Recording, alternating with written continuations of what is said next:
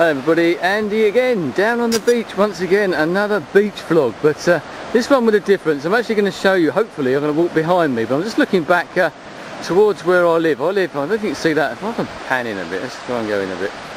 That sort of strange looking building there, which is meant to look like an ocean liner, would you believe, and I live not far behind there. So you can see I'm not that far away. This is the beach that I was on the other day. If I pan round, actually I'll do it this way, it's probably better, but you're going to get the sun in your eyes. I'll be able to see there's a train just up there going along the seafront. The train line, the railway line runs right the way along the beach. Quite an amazing little journey along here, along the coast, actually between what is Bexhill and Hastings. The sun's going to get in your eyes very, very shortly. Come around, you can see the expanse of the beach, and it carries right the way along there, which is where I'm heading. Well, I said, down on the beach again. This is, as I keep saying, one of my sort of favourite spots where I live. Very lucky to live right by the sea, and this amazing beach, which is actually not that easy to get to. I always keep going on about this. You get quite a few people down here walking their dogs and things like that, but it's one of those places that not a lot of people walk along to, which is a pity. Or maybe it's a blessing, I don't know.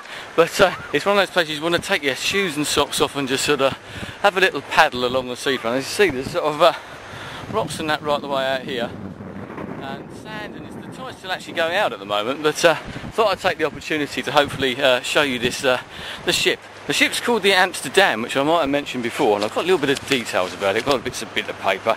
It was actually a Dutch East India Company ship, and it was on its way to Batavia down in Indonesia, which I don't know if that's now called Jakarta. It's one of those sort of places down there. It's now changed its name, very near to Krakatoa. It's one of those places that was affected when Krakatoa blew its top a little bit after that. But 26th of January 1749, and it had a lot of trouble in the channel, the English Channel, between here and France, which is over in that sort of direction behind me, and it ran aground here. And I reckon it's one of the best preserved of all the Dutch East India Company ships. And it wasn't really rediscovered until about late 1960s apparently. They'd done sort of several, I say excavations, but I remember in the late 70s, early 80s, them actually having scaffolding up on the beach, because obviously you can't see it very much. Usually it's well hidden by the tides. It's only when you get sort of pretty low tides, and it is a very low tide tonight. As I said, it's still going out at the moment, can you believe it?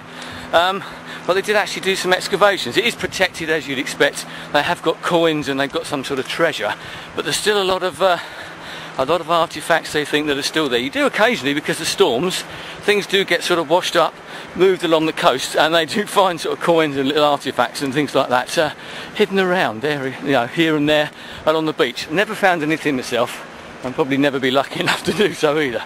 But not very far away now. Hopefully be able to show you something very, very shortly. Well, I don't think you can see where those people are. They're standing right at the front of the ship. Whether you can actually make it out, I don't know. You can. This is obviously the. Which one's that? The bow? Is that the front? I think I'm not a nautical person, as you can probably tell. But if I'll go a bit closer in here, but you can actually make out the sort of shape of the ship. Well, hopefully this will give you more of an idea. As you can see, you can really see the shape of the ship here.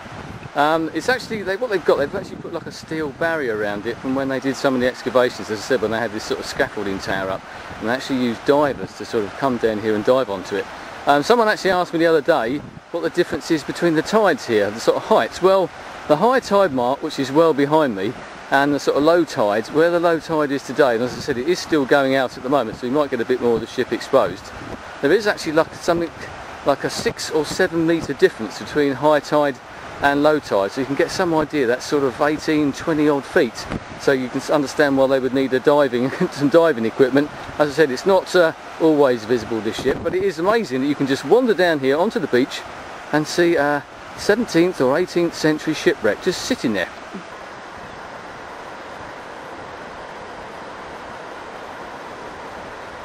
As you might be able to tell, the bits that you can sort of see here are just encased in barnacles, as you'd imagine.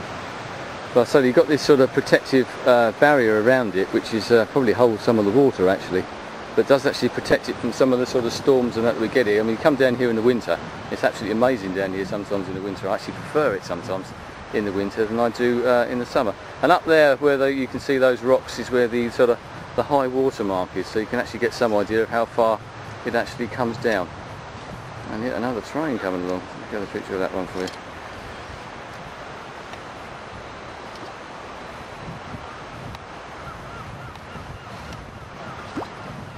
So quite a picturesque route coming along the sea along here.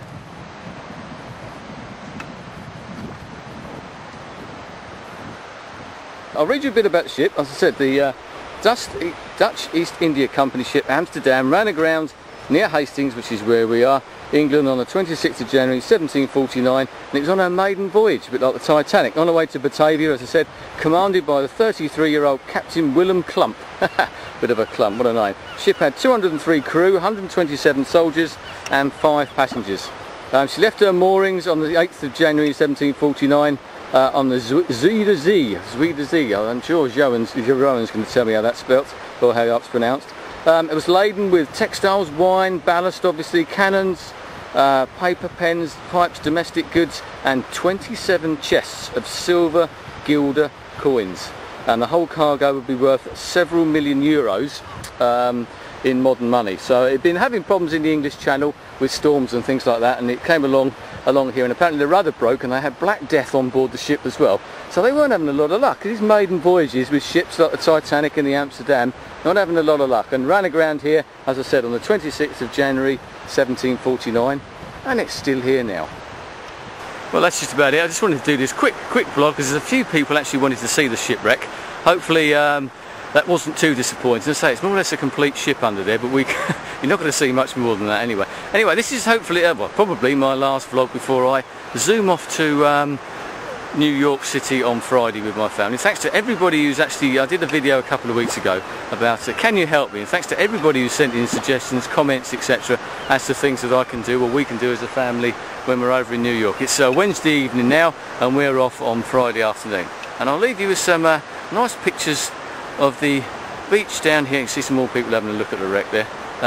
Does get quite a few people. Actually have walking tours around here as well to show people around, give a bit of the history of the area. Anyway, thanks for your time. I'll speak to you again when I come back from New York probably. See you soon. Bye.